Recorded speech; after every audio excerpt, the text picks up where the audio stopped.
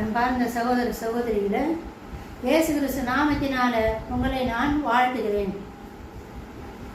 கடந்த நிகழ்ச்சியிலெல்லாம் நம்ம பாதிக்கப்பட்ட சகோதரர் ஜான் ஜெபராஜை பற்றி நம்ம பேசிட்டு வரோம். இன்றைக்கும் ஒரு சில வீடியோ அவரை பற்றி தான் நம்ம இப்போ பேச போகிறோம். ஏன்னா பல பேர் பலவிதமாக அவர் மேலே குற்றம் சொல்கிறாங்க.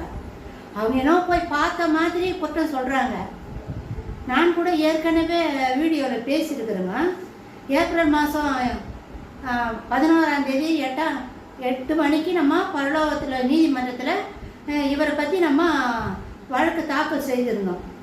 அப்போவே ஆண்டவர் அதனுடைய ரிசல்ட் என்னன்னு சொல்லிட்டாரு. நான் தான் சொல்லாமல் இருந்தேன். ஏன்னா இந்த பூமியில் இருக்கிற ரிசல்ட் வரட்டும், அவசரப்பட்டு நம்ம சொல்லிடக்கூடாது, நம்ம வெயிட் பண்ணலாம் அப்படின்னு தான் காத்துட்டு இருந்தோம். இது வரைக்கும் இன்னும் நம்மளுக்கு தெரியல. ஆனால் பரலோகத்தினுடைய நீதிமன்றம் என்ன சொல்லுதுன்னா, அவர் ஒரு நீதிமான். போக்சோ வழக்கத்தில் அவர் எந்த தவறும் செய்யல, அவர் நீதிமான் அப்படின்னு தான் பரலோகம் அவருக்கு தீர்ப்பிட்டது. ஆண்டவருடைய சமூகத்திலிருந்து அந்த சகோதரன் சிரிச்ச முகத்தோட தான் அவர் வெளியே கடந்து வரத வெளிப்பாட ஆண்டவர் எனக்கு காட்டினாருங்க.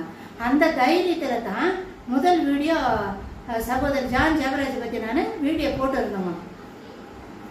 அதனால் பரலோக நீதிமன்றமே அவர் குற்றமற்றவர்னு சொல்லிட்டு தீர்ப்பு கூறும் பொழுது நீங்களும் நானும் எப்படி அவர் குற்றவாளின்னு சொல்லி சொல்ல முடியும்? கடவுளோட பெரிய ஆளானம்மா, கடவுள் தான் எல்லாம் தெரியும். மனிதனுடைய இருதயத்தை ஆராய்ந்து பார்க்கிறவர் அவர் தான், அவருக்கு தான் எல்லாம் தெரியும். அவரே நீதிமான் சொல்லிட்டாரு. அப்புறம் எப்படி நம்ம குற்றப்படுத்த முடியும்?